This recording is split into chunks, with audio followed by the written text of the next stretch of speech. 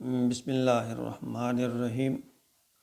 ناظرین کرام، میں غلام مصطفیٰ اپنے یوٹیوب فیس بک چینل پیام اسلام سے آپ سے مخاطب سورۃ البقرہ کی آیت نمبر 161 اور 162 پر آج ہمارا سبق مشتمل ہے۔ اعوذ باللہ من الشیطان الرجیم، بسم اللہ الرحمن الرحیم۔ ان الذین کفروا وماتوا وهم کفار اولئک علیہم لعنۃ اللہ والملائکۃ والناس اجمعین خالدین فیہا لا یخفف عنہم العذاب ولا هم ینظرون۔ اصل میں اللہ رب العزت کی ذات مبارکہ جو ہے وہ انسان کو بخشنا چاہتی ہے۔ مختلف طریقوں سے اللہ رب العزت اپنا حکم فرماتے ہیں کہ اس طرح کر لو میں بخش دوں گا، یوں کر لو میں آپ پہ رحم کر دوں گا، یوں کر لو میں گناہ معاف کر دوں گا۔ اس طرح پچھلی آیت میں اللہ رب العزت نے فرمایا کہ جب تم توبہ کر لو گے، اپنے ان گناہوں سے باز آ جاؤ گے، یا تم جو تمہارے علم میں باتیں ان کو نہیں چھپاؤ گے، سچی بات ان کو جو ہے نظر انداز نہیں کرو گے، تو اللہ معاف فرما دیں گے۔ اگلی آیت میں پھر اللہ نے ڈرایا، یعنی دو ہی باتیں ہیں، جنت کی ترغیب جس کو اللہ جزا دیں گے، اور دوزخ کا ڈر۔ یہ دونوں باتیں بتا کے اللہ تعالیٰ بندے کو اپنی طرف مائل کرنے کی کوشش کرتے ہیں۔ فرمایا ان الذین کفروا، بے شک جو لوگ جنہوں نے کفر کیا، انکار کیا، وماتوا وہم، اور وہ اسی حالت میں کفر کی حالت میں یعنی مر گئے، اولئک علیہم لعنت اللہ، ایسے لوگوں پر لعنت ہے اللہ کی، والناس اجمعین، یعنی والملائکۃ، اور فرشتوں کی، والناس، اور لوگوں کی، اجمعین سب کی۔ اللہ فرماتے ہیں کہ جو لوگ گناہ پہ ڈٹ جائیں، اڑے رہیں، اور پھر اسی پر ہی ان کی موت آ جائے، تو اللہ فرماتے ہیں ایسے پھر لوگ جو ہیں نا وہ اللہ کی لعنت کے مستحق ہیں۔ فرشتے بھی ان پہ لعنت کرتے ہیں، تمام لوگ ان پر لعنت کریں گے۔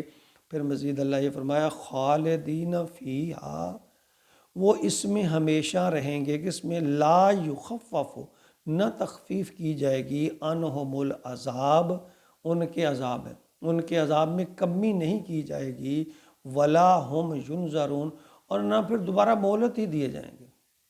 اللہ فرماتے ہیں جو لوگ گناہوں پر ڈٹ جائیں، اب یہاں پہلے یہ فرمایا تھا گناہ پر پریشان ہو جائیں، توبہ کر لیں، اللہ توبہ فرماتا۔ اب اس کا دوسرا رخ ہے کہ اللہ رب العزت فرماتے ہیں کہ جو لوگ گناہوں پر ڈٹ جائیں۔ دیکھیے، گناہ ہو جانا، یہ غلطی ہو جانا، یہ قابل گرفت نہیں ہے، یہ قابل معافی جرم ہے۔ جس طرح آج کی ہم اختراع استعمال کرتے ہیں، قابل معافی جرم ہے۔ غلطی ہو جانا، گناہ ہو جانا، توبہ کر لے انسان، اللہ تعالیٰ اس گناہ کو مٹا دیں گے، ختم کر دیں گے، توبہ قبول کر لیں گے، اور اللہ فرماتے ہیں پھر وہ گناہ ایسے میں مٹا دوں گا جس طرح گویا آپ نے گناہ کیا ہی نہیں۔ پکڑ کس کی ہے، گرفت کس کی ہے؟ کہ اللہ فرماتے ہیں جو گناہ پہ ڈٹا رہے۔ موجودہ دور میں نعوذ باللہ، اللہ تعالیٰ معاف کر فرمائے، کئی لوگوں کی زبانی آپ نے سنا ہوگا کہ وہ اپنے گناہ کو فخریہ انداز میں پیش کرتے ہیں، جس طرح انہوں نے کوئی بہادری کا کارنامہ سر انجام دیا ہو۔ اللہ معاف فرمائے۔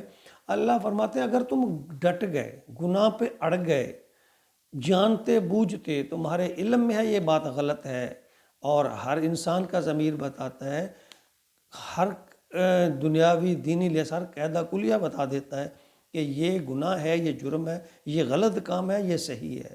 اگر تم غلط کام پر اڑ گئے تو اللہ فرماتے ہیں پھر دیکھ لو، تمہارے لیے میں نے وہ عذاب تیار کر رکھا ہے جس میں کمی نہیں ہوگی، تخفیف نہیں ہوگی، اس میں ہمیشہ رہو گے، اور نہ ہی آگے پھر یہ بھی فرما دیا تمہیں دوبارہ بھی مہلت نہیں دی جائے گی۔ ایسے ہوتا ہے نا کہ جب انسان پھنس جاتا ہے تو کہتا ہے کہ جی اب مجھے رہت دے دو، میں آئندہ یہ کام، دنیا میں بھی یہی، آخرت میں بھی ایسے ہی گناہ گار لوگ اللہ سے التجا کریں گے یا اللہ ہمیں ایک دفعہ پھر وہ زندگی عطا کر دے، پھر ہم تیری ایک بھی نافرمانی نہیں کریں گے، ایک بھی تیرے فرمان کے بغیر کام نہیں کریں گے، سارے کام تیرے حکم کے مطابق، تیرے پیارے محبوب کی سنت کے مطابق کریں گے۔ اللہ فرمائیں گے اب نہیں۔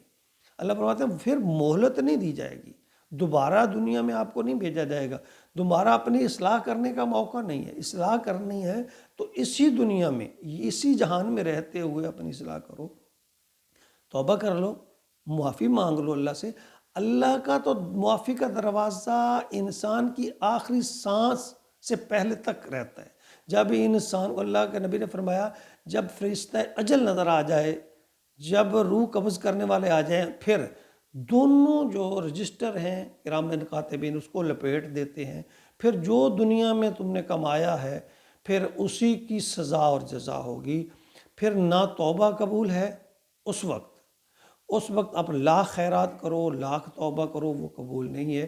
مرنے سے پہلے تک جس وقت بھی اللہ فرماتے ہیں توبہ کرو گے میں قبول کروں گا۔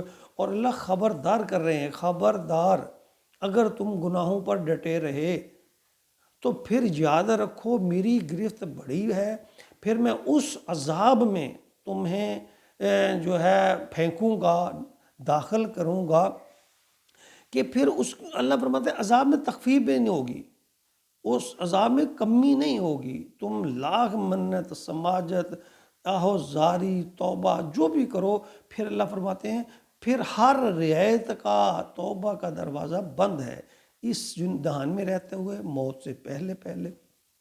ہاں توبہ کر لی جس نے، اپنے اللہ سے معافی مانگ لی، اپنے اللہ کو راضی کر لیا، تو اللہ فرماتے ہیں ٹھیک نہیں تو پھر کیا دوبارہ مہلت آپ کو نہیں ملے گی۔ اللہ رب العزت ہمیں مرنے سے پہلے بلکہ بہت جلد اللہ ہمیں اپنے گناہوں پر نادم ہو کر اللہ سے اخلاص کے ساتھ، پوری صاف نیت کے ساتھ اللہ ہمیں توبہ کی توفیق عطا فرمائے، اور ہر وقت ہمیں صبح شام استغفار کرتے رہنا چاہیے۔ نبی اکرم صلی اللہ علیہ وسلم نے فرمایا میں دن میں کم از کم 100 دفعہ استغفار کرتا ہوں۔ دیکھیے وہ ہستی جس کو اللہ نے معصوم پیدا کیا ہے، گناہ نہیں آتا، گناہ کے نزدیک نہیں، گناہ بھی انبیاء کے قریب نہیں آتے، وہ فرما رہے ہیں کہ میں اللہ سے استغفار کرتا ہوں۔ اور ہم کیا ہیں، ہمارے اعمال کیا ہیں، ہمارا کردار کیا ہے؟ اللہ رب العزت ہمیں صاف نیت کے ساتھ توبہ کی توفیق عطا فرمائے، اور پھر اس توبہ پر اللہ ہمیں قائم رہنے کی توفیق عطا فرمائے، اور اللہ ہمیں ایسی توبہ کی توفیق عطا فرمائے جو اللہ کی بارگاہ میں قبول ہو جائے۔ اللہ تعالی ہمیں معاف فرما دے۔ اللہ تعالی میرے، آپ کے، سب مسلمانوں کے گناہوں کو معاف فرمائے اور آئندہ کے لیے گناہوں سے بچنے کی توفیق عطا فرمائے۔ آمین یا رب العالمین۔